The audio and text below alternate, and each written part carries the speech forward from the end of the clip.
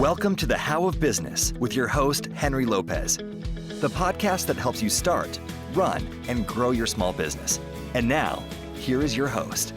Welcome to this episode of The How of Business. This is Henry Lopez, and my guest today is Soren Kaplan. Soren, welcome to the show. Thanks, Henry. Great to be here. Yeah, we're going to chat about a new book that Soren has out that is entitled Experiential Intelligence. And so how does a combination of mindsets, abilities, and know-how gathered from life experiences, how can that empower us to achieve our goals and build a successful small business? So Soren is with me today to chat about that. If you want to receive more information about the How of Business, including the show notes page for this episode, and how you can continue to support my show and receive exclusive content and discounts through a Patreon membership, just visit thehowofbusiness.com. So let me tell you a little bit more about Soren. Soren Kaplan, who is a PhD, is an award-winning author, an affiliate at the Center for Effective Organizations at the University of Southern California, a former corporate executive himself, founder of 3 Silicon Valley startups, and a columnist for Inc. magazine. He is an international keynote speaker and has led professional development programs for thousands of executives around the world, including companies such as Disney, NBC Universal, Visa, PayPal, Colgate-Palmolive, Kimberly-Clark, Medtronic, Roche, I think it's Roche is how you pronounce that, Hershey's, Red Bull, and many others. Soren, as I mentioned, is the author of Experiential Intelligence, Harness the Power of Experience for Personal and Business Breakthroughs. So once again, Soren Kaplan, welcome to the show. Thanks, Henry. Excellent. So this has always been an interesting topic, as you might imagine, and obviously I'm sure you're getting and receiving, as you should, great praise for the book that I had an opportunity to review. I haven't read it cover to cover yet, but I've had the opportunity to review it in preparation for this conversation. But before we get into it, just curious as to your background, how you got to where you are today. If I got it right, you studied in part organizational psychology in university, right? I did. I sort of recognized early on that one of the success factors in business is kind of understanding how people tick and why they do what they do. And so I studied organizational psychology. I studied sociology, and I was thinking, like, what do I do with that? But I ended up, my whole career has been in business strategy and innovation and organizational kind of change management, and formerly ran the internal strategy consulting group at Hewlett-Packard, HP, and Palo Alto and Silicon Valley. What do you think early on led you? Because you it seems like you made that decision earlier on in life. What was it that attracted you to this field of study, do you think? Well, we're going to go deep really fast, Henry, here. I grew up with a kind of a tumultuous upbringing. My mother had a mental illness. My father was hardly around. I had moved 16 times before I was 15. So it was a challenging time, kind of in my early childhood, kind of into my teenage years.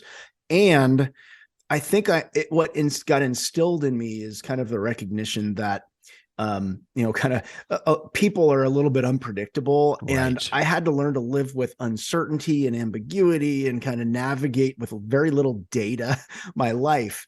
And so what I started recognizing is that if I was going to help other people in the way I felt I could, it was through contributing those assets and strengths that somehow got instilled to me through my experiences.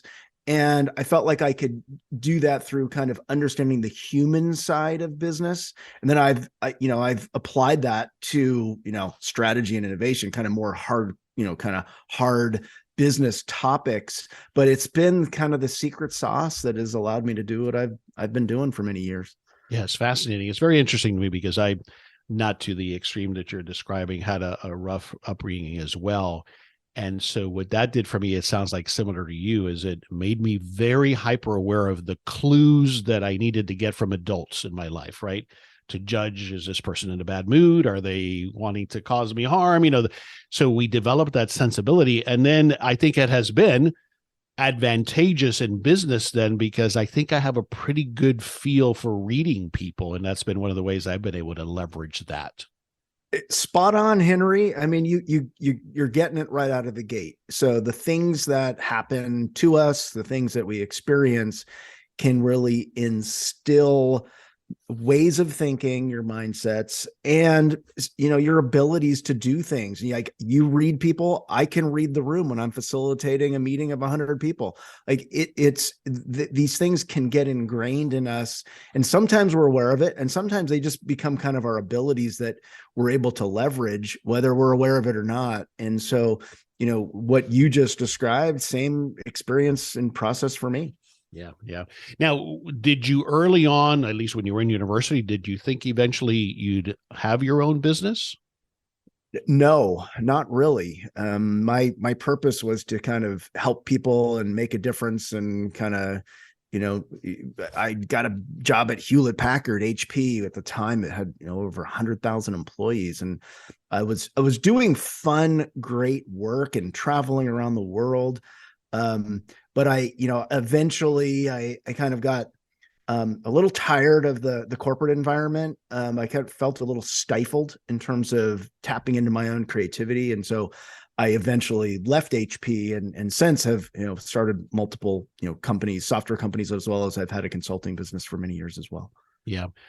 So how long were you, more or less, how many years were you in the corporate world, working or helping somebody else? I was doing that for about 6 years. Okay, At right. HP, and it was kind of late 1990s, early 2000s. Yeah, so not too long in the corporate world. I certainly was in it longer. And so what do you think? Because you probably financially were in a position where you could take that move, but what was it that finally gave you the confidence, perhaps, or the mindset shift to move forward with starting your own thing? Yeah, and I wouldn't go so far as I was really financially comfortable to make the move. It was sort of a stretch. Okay, good. But what led to me to decide to do it was that I felt that I wasn't able to show up in my job, and I was running a team, and I was part of a leadership team of a 60-person organization, doing consulting across the company, and I had a smaller team. I just felt like I wasn't able to give my team and give the organization my all. I felt like I was working at maybe 80% capacity, and I found myself thinking about what else I wanted to do in a consistent way. And it kind of signaled to me that I needed to make a change. And so that, that kind of internal dialogue and kind of internal awareness, and some of it was conscious and some of it was just kind of more like, a gnawing feeling at me that I was aware of. And I kind of took a little bit of time to figure out, but then I realized I needed to make a change so that I was happier, I would be more fulfilled. But, my wife and I had, two, daughters who were young, and I wanted to, maybe kind of bring myself to, and kind of my satisfaction in what I was doing to my home life also. I think I felt like I could, kind of bring more of myself to everything I was doing if I was doing something else. Interesting. Very introspective there, though. And that's, I think, also where your education helped you think through that, because that's I don't think most people think of it quite that deeply, in my experience. So that has to have helped you to have thought of that concept of you being more whole if you went and did something that was your creation, that you had more control over, and how that was going to benefit you at home as well. Yeah, Henry, I think you said think through it. I think it's think through it, and I think it's feel through it. Yeah. I think those things go hand in hand. And sometimes, I know for me, I've had a harder time feeling through it and being conscious of feeling through it. But those are two things that usually go hand in hand. And if you can be in touch with them, you can actually learn a lot about where you need to go. Yeah. All right, let's start diving into experiential intelligence. And obviously, what I'd like to start is just if you could give me a definition, a high-level definition, and then we'll go deeper into it.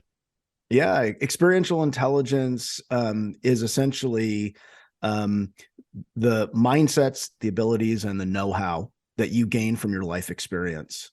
And so it's as simple as that, but there's some dimensions to it. The original concept was created by the president of the American Psychological Association. So it's not like I made this up, but it was a kind of a narrower definition.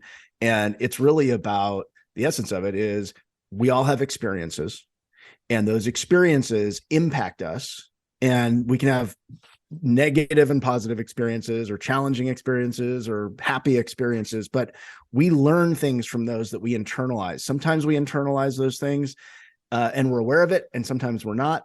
And those things that we develop, mindsets, abilities, and know-how, some of it can be very practical. You just practice doing something through experience. Other things can be like what we just talked about earlier, which is, we live with a little adversity, but then we're able to kind of read the room. Like reading the room is a very abstract ability. But those things we develop over time through experience, and experiential intelligence is getting in touch with kind of that model of, what did I gain from my experiences, and how do I leverage that stuff that I gained to achieve my goals. And so that's what experiential intelligence is really all about, and what the opportunity is. Mm-hmm. So if we break it down into those three components, mindset, abilities, know-how, on the mindset side, then is it in part that you keep using the term awareness, which makes a lot of sense here, that I do the work to become aware of my attitudes and beliefs, and either leverage those or adjust those depending on what I need to do to become successful in whatever it is that I'm doing. Am I following right? You're following, because sometimes, a mindset's a little bit abstract, but it is an attitude and belief. Right. So we can be aware of our attitudes and beliefs, or they can be kind of in the subconscious, and they can drive us and steer our thinking and our behavior and even our feelings without us knowing it. And so, some quick examples, a lot of this stuff happens early on in life. And, the issue with business sometimes is we think we can kind of leave our, half of ourselves at the door, our personal lives at the door, or the home office door. And the reality is, like, we're carrying around all of who we are everywhere we go. Mm-hmm. And so, for me, some quick examples, I gave the example of kind of living with a lot of uncertainty. Well, I have a mindset that actually uncertainty represents opportunity. And so, that's one positive one. But another one from my experience is that, my father wasn't really around and didn't spend a lot of time with me.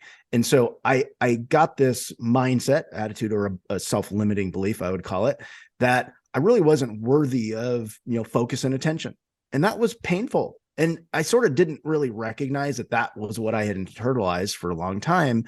But what that led to, and you can look at it as both positive and negative, what it led to was, I had, some angst inside emotionally, but I also, because I didn't feel worthy kind of at home, I decided to overachieve, so to speak. Mm-hmm. And, Sure. You read my bio, I've done a lot of stuff, and, right. By all practical measures, I've been successful, but inside, even with that success, I didn't feel like super successful, because I didn't feel worthy. I kept having to strive for the next thing to meet that unmet need that I had that was there. So until I could create that awareness of that mindset that was developed, I was not able to find balance. And so, there's a lot of kind of experiential intelligence that's really rooted in psychology, sociology, and even neurology. Mm-hmm. So that, the things that happen to us actually can wire us so that we respond in certain ways. And so, what I'm trying to do with experiential intelligence is just communicate. We all have experiences. We all have street smarts, because, we have those experiences that give us, the ability to navigate whatever world and whatever street we've grown up on. But sometimes those street smarts can outsmart us later in life, because what worked earlier on doesn't work as we decide to, go into business or leave a company and do a startup and whatever it may be. So, that's really, experiential intelligence is very tangible, yet it's very psychological sort of at the same time. Yeah. And with these mindsets, I obviously, the way I've always looked at it is some mindsets, attitudes in particular, maybe even beliefs, we need to adjust, change, evolve. But it sounds like part of it, what you're talking about also is rechanneling that. And that's what I've always, so you and I both had this void in us from our childhood that we fortunately it doesn't, at least for me, it's never gone away, but I've been able to get better at channeling it into a positive force, into a positive effort. Yeah, it's all based in there's a term as a field called positive psychology. So, our society, whether it's healthcare or whether it's psychology, usually looks at, hey, what's broken? How do we fix it? Well, experiential intelligence, yes, you might need to, kind of work on some things, but the real opportunity is to say, hey, look at all my experiences, whether they were the struggles or whether they're the positive things. What did I take away from them? How do I think differently? And what did it lead me to really do that develop some abilities? And how do I leverage that? How do I lean into what the strengths are that I have and not just overly focus on all the broken things I think I need to fix? Like, we all have those strengths. Experiential intelligence is a positive focus on how do we leverage what we have to achieve our goals? Yeah, well said. I want to go back to the point of uncertainty, though, and how you look at uncertainty as equaling opportunity. Is that always how you looked at it, or is that something that, again, you became aware of and channeled differently? I think I had to channel it differently. I'd go to baseball practice and not know if I was going to get a ride home, even though, my mom would say she'd give me a ride home because she's unreliable. So uncertainty for many years was not a good thing for me. Not a good thing. That's what but what I did, but because I could, I was at HP, a giant company, I had an ability to live with uncertainty and not get frazzled by it, so to speak, so that I could be in meetings and strategy sessions and be very kind of focused on the task at hand, kind of understanding options and scenarios. I became a kind of a leader because I was able to represent how to deal with uncertainty in a certain way. And that started to clue me into, hey, this is a strength and not everybody has it. Mm-hmm. And I can use it and then help other people kind of learn about it and use my strengths to achieve kind of the goals that our teams had and the organization had. Yeah, well said. I think the other way it can manifest itself that can hold us back is that it's how we can let it tell us, well, that's why you need to keep this safe job that has benefits and pay, because there's uncertainty in starting a business. We don't know if it'll be successful. We don't know if we're going to make enough money. And so I think that's where we can allow uncertainty, if that's something that's part of our attitude, to derail us or to keep us from taking that step forward. Yeah, I think that's absolutely right. I think a lot of people have kind of this, I don't know if it's a fear, but a trepidation about failure and kind of what that's going to mean, or, just the uncertainty of jumping into something new. There are absolutely ways to kind of hedge bets and kind of minimize risk and things like that if you're starting a business. But if you are in a place where you're actually being held back from making the decision because of certain things that you might not be fully aware of, then that's the first thing to kind of address, right? Yeah. All right, mindsets, abilities, and know-how. It's the abilities and know-how that I'm struggling a little bit with differentiating. Yeah. So let's just take a super simple example. So let's I'm assuming, Henry, you know how to ride a bike. I do. How did you learn how to ride a bike? Did you read the manual? And then did you take the IQ test? No, that was another one of those impactful experiences. My dad yelling at me, running behind me. It was painful. There was a lot of crying, but eventually I got it. Right. So my guess is most people who learn how to ride a bike, they learn through experience. So it doesn't matter how smart you are. So let's just dissect that a little bit. So, you ride a bike because you try it out. You maybe start out with training wheels. You take off one of the wheels like I did. And then you kind of have, you're a lot wobbly, mm-hmm. and then you take off both wheels and then you kind of get it. And then you might crash a little bit, but then you get up and you keep going. And then eventually you know how to ride a bike, and you can put the bike down and 3 years later, pick up the bike and you can ride the bike still. Mm-hmm. So, there's that we learn through experience. Now let's look at how this plays out. Now, your know-how is, how to brake, You know how to turn the little, your handlebars so the wheel turns and you can turn. You know how to maybe lean a little bit so that you can turn and not fall. That's knowledge and skills. You can kind of articulate, here's what I know how to do. Now, let's jump to abilities. As you're riding down the road, you might see, some cars coming. And so you start riding defensively. Now, riding defensively, you kind of look at what that means, but that's an ability. Or you anticipate like potholes and bumps in the road.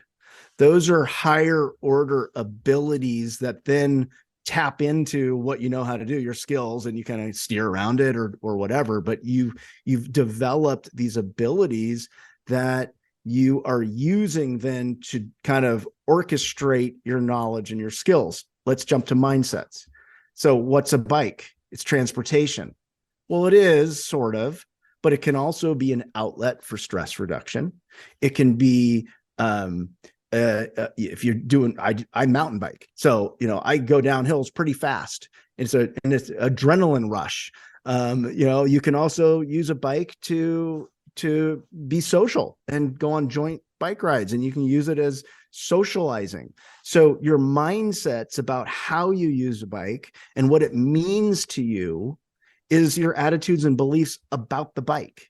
So it's a very simple example. One, the only way to learn how to ride a bike is through experience.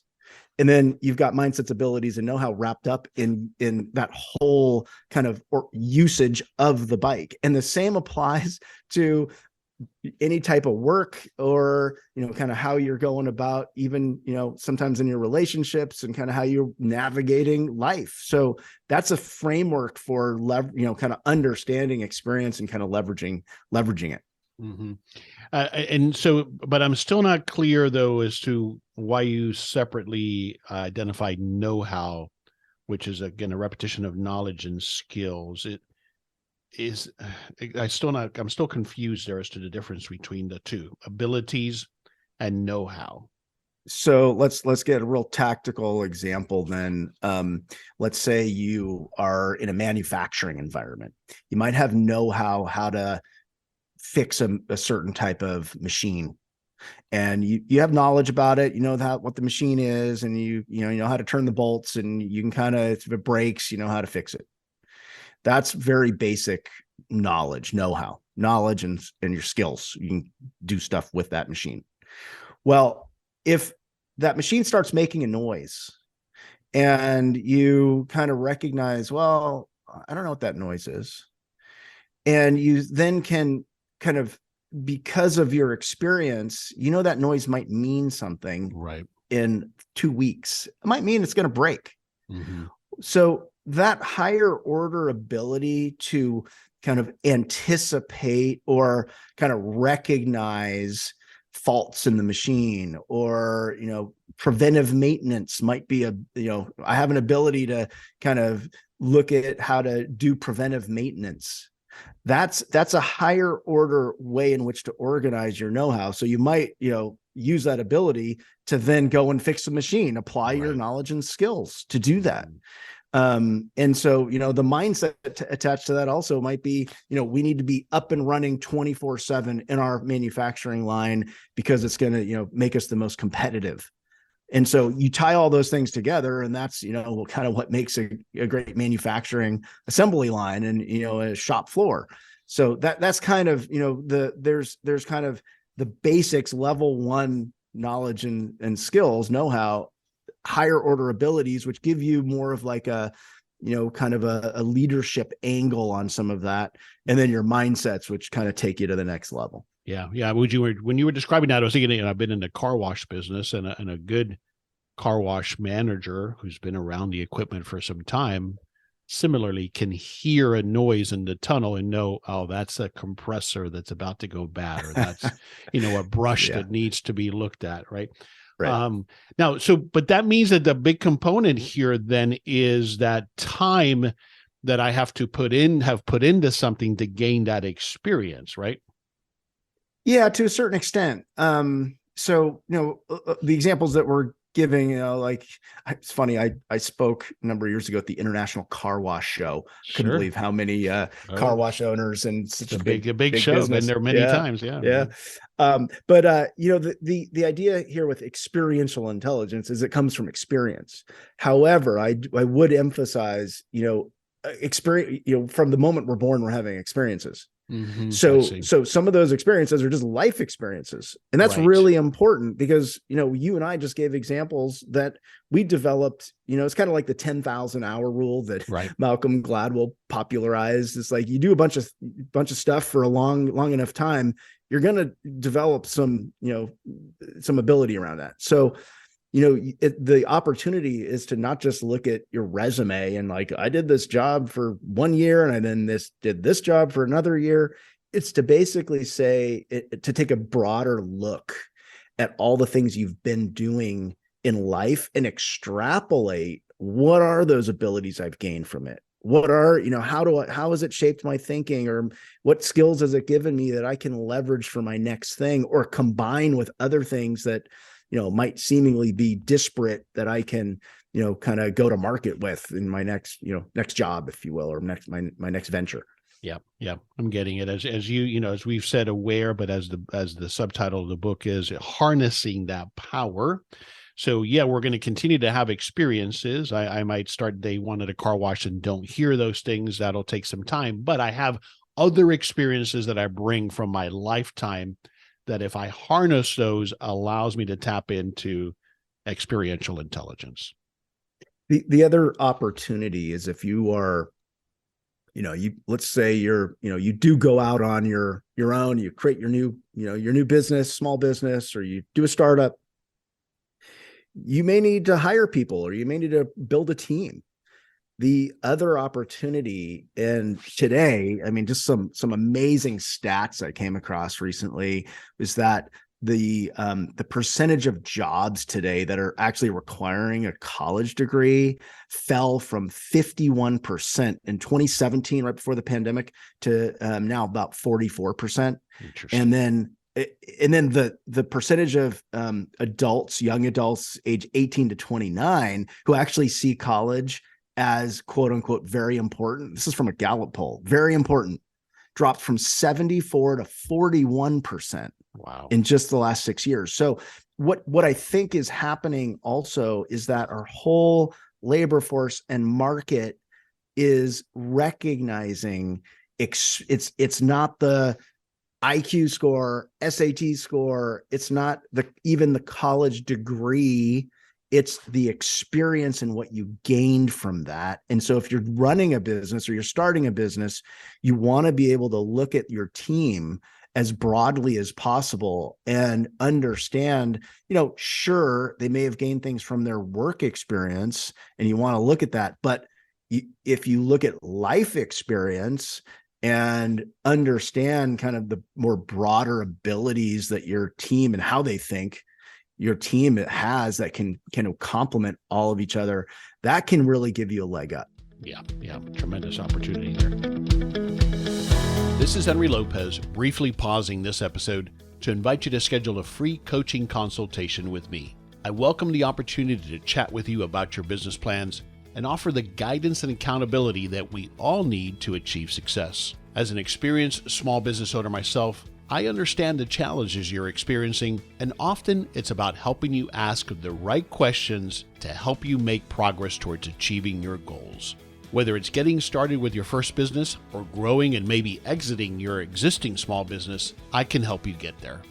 To find out more about my business coaching services and to schedule your free coaching consultation, please visit thehowofbusiness.com.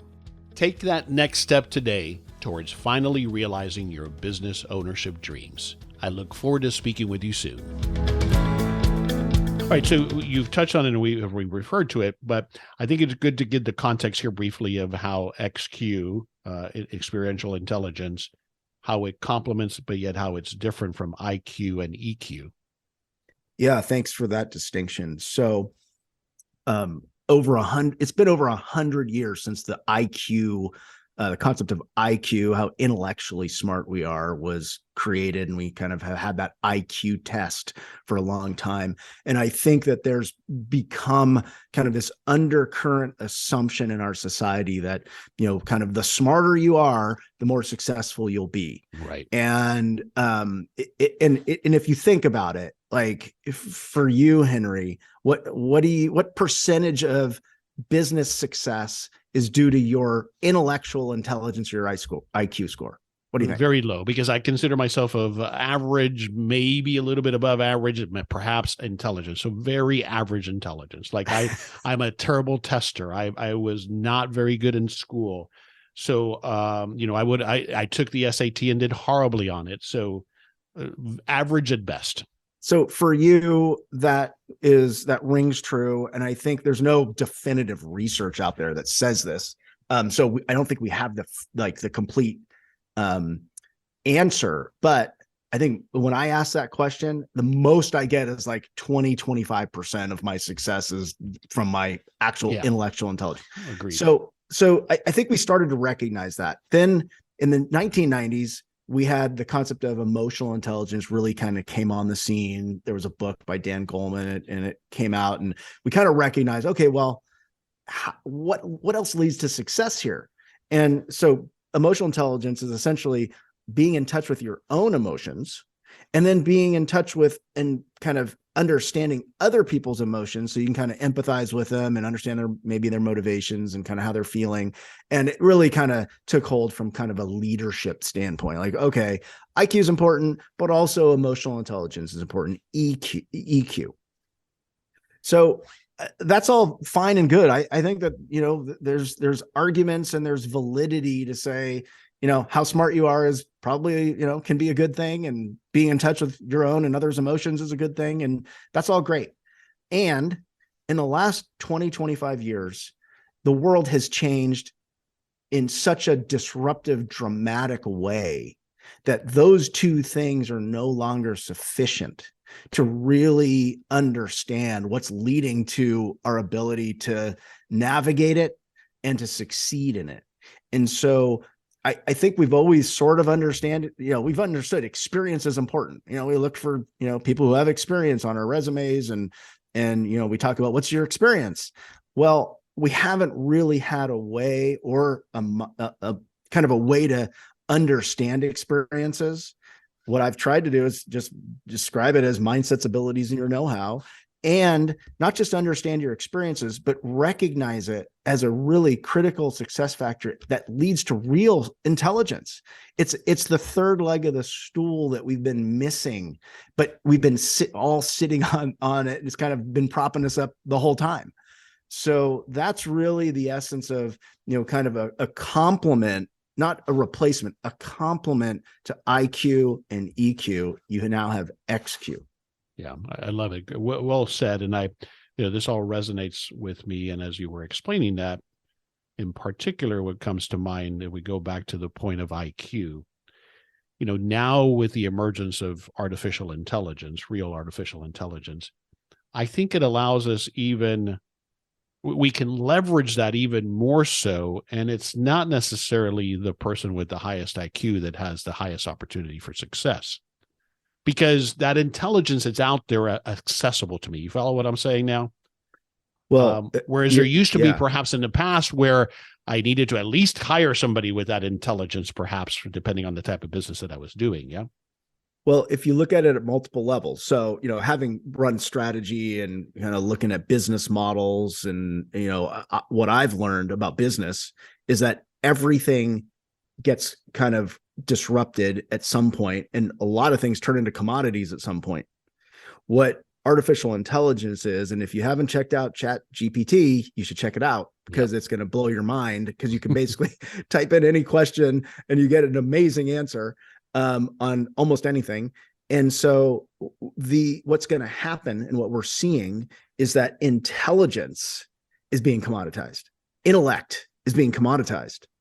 And so when that happens, what's left that differentiates you as a human being? Yep. Well, you got your emotions, emotional intelligence, but you also have experiences, and those experiences and how you think and how creative you are and how innovative you are. And if you're able to take risks and if you're able to navigate that uncertainty, or if you're able to build teams, that's going to differentiate you. Agreed. Then the other thing that so was important to me or engaging for me as I was doing the research in this topic, because in part I think we've been indoctrinated into thinking, and we've been fed, all of the outlier stories of famous entrepreneurs seem to also be geniuses, right? And I think that creates then for us this intimidation that, oh, like you said, I must have to have a high IQ to be successful in business. And in fact, as you pointed out, and in my experience, the vast majority of small business owners are simply of average intelligence, but they've just had the mindset, the attitude. They've had these abilities that they've developed and have tapped into, and they've had the courage to move forward nonetheless and try something. I think intelligence then is secondary at best. And I have found even that in some cases, people who are highly intelligent, that can hold them back because they tend to overanalyze things in some respects. So that's the biggest thing, is that it's such a myth, such a misconception that you have to be highly intelligent in the traditional sense to be able to start or be successful in business. I would completely agree with that. And I think our society that likes to create icons and heroes and learn from them, granted, there's some learning to be done. Correct. But when we do that, we make a lot of things seemingly inaccessible to, kind of the average person.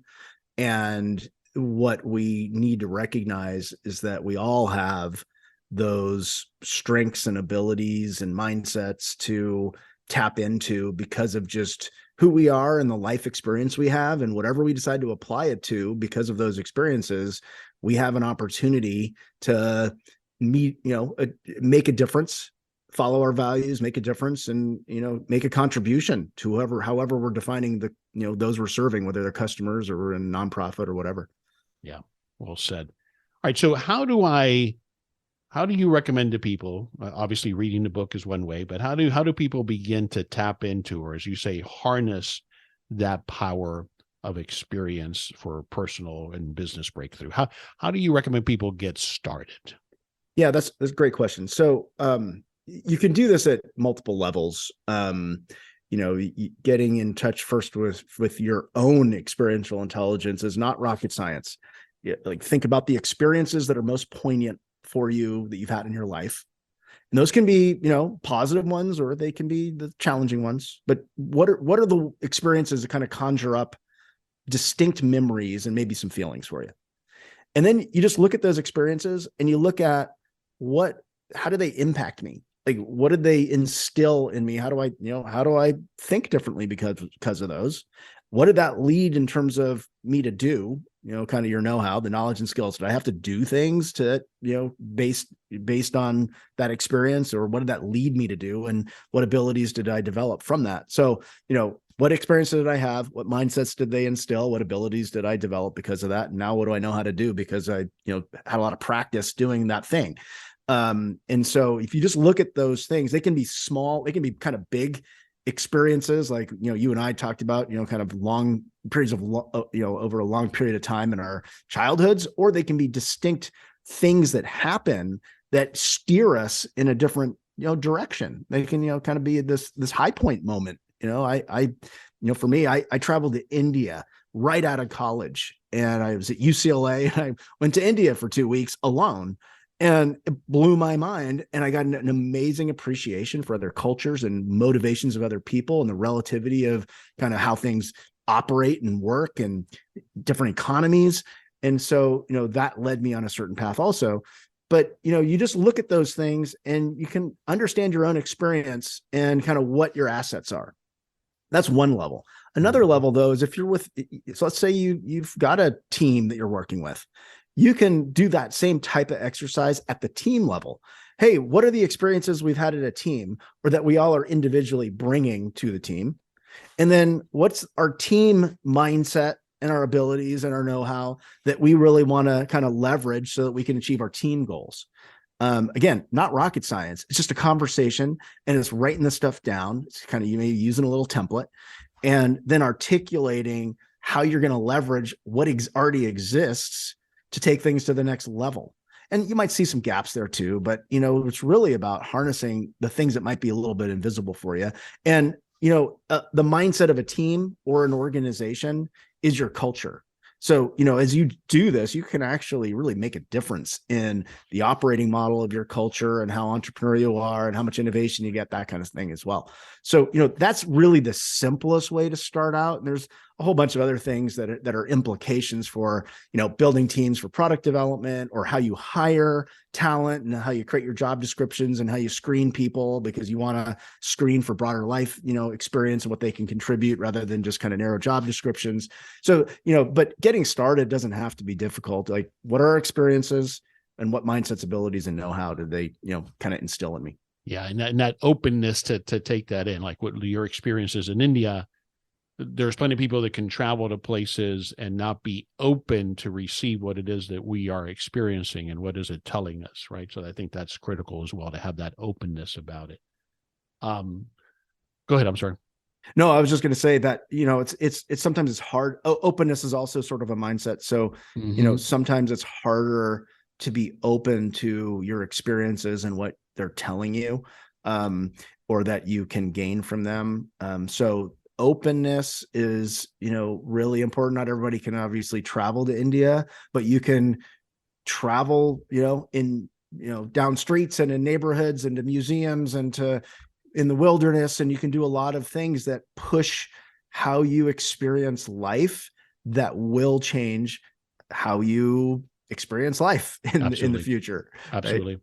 And it can impact, often what comes to mind now, because I've had a couple of conversations recently with people about, how do I develop ideas and how do I come up with well, this is part of it. What you're talking about, I think, leads to ideas, whether it's to start a new business or to grow your business or to grow your team or your culture. I think that's where it begins. All right. I know you've got a free chapter that people can download of the book. So tell us about that, if you would. Yeah, on my website, sorenkaplan.com. It's just my name, SorenKaplan, sorenkaplan.com. You can get the first chapter of the book. And what I've also done in this book, my publisher was sort of innovative and let me do it. I've got a QR code at the top of every chapter in the book where you just, you put your phone over it and you can see me introduce the chapter, give a little backstory on kind of what's in the chapter. I've made this this book, chock full of examples, personal examples as well. So I kind of bring that to life, kind of like what we've been doing here. And then I've created, if you get the book, I've created a full toolkit. So you get an assessment of your experiential intelligence. There's templates that kind of walk you through how to define it for yourself, for your team. There's videos and some other stuff. So, basically, sorenkaplan.com, and you can get started right there. Yeah, a lot of great resources there. Like you said, it's not just a book, but a lot of materials that you've put together. Speaking of book, again, Soren's book is Experiential Intelligence: Harness the Power of Experience for Personal and Business Breakthroughs. You can see it on his website, download the free chapter. It's available on Amazon and other places where you might buy books. Is there another book that comes to mind that you would recommend, Soren? I have a brand new book on my desk from a kind of a friend and colleague. It's called What a Unicorn Knows. And for those of you, well, let me give you the subtitle: How Leading Entrepreneurs Use Lean Principles to Drive Sustainable Growth. And it's by Matthew May and Pablo Dominguez. And it's really a fascinating read, because what it describes is how you kind of use, this concept of lean, kind of, very fast and cheap and easy to really create a scalable business through moving fast and, kind of constantly experimenting and, making sure you're, adding as much value as as possible. And you're kind of using your process to, kind of get the culture going in your organization that really accelerates growth, like all these unicorns in Silicon Valley now have. So, right. That it's a great book. I'm kind of in the middle of it right now, but I recommend that highly too. Excellent. Thanks for that recommendation. I'll have a link to that book as well as Soren's book on the show notes page for this episode. at thehowofbusiness.com. All right, let's summarize and wrap it up here, Soren. What's one thing that you want us to take away about this concept, about this application of experiential intelligence? I think it's pretty simple. We all have experiential intelligence. It's our street smarts that we can leverage to achieve our goals. It's our internal fingerprints, essentially. And it's an opportunity to really look at your life and look at yourself and look at what your team represents in terms of if you're working with a team, so that you can lean into and leverage strengths that might be hidden. And that's really what experiential intelligence is all about. Harnessing those hidden powers, rechanneling perhaps in some cases, becoming aware of them, using them to my advantage and my leverage. That's what this thinking is all about, it sounds like to me. You nailed it, Henry. Tell us again where you want us to go online to learn more. My website, sorenkaplan.com, SorenKaplan.com. Excellent. Soren, a great conversation, could go on for another hour. Thanks so much for spending the time with me today and sharing this knowledge. Thank you, Henry.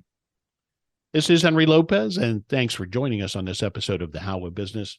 My guest today again was Soren Kaplan. I release new episodes every Monday morning. You can find the show anywhere you listen to podcasts, including Apple Podcasts, Google Podcasts, Spotify, and at my website, thehowofbusiness.com. Thanks for listening. Thank you for listening to The How of Business. For more information about our coaching programs, online courses, show notes pages, links, and other resources, please visit thehowofbusiness.com.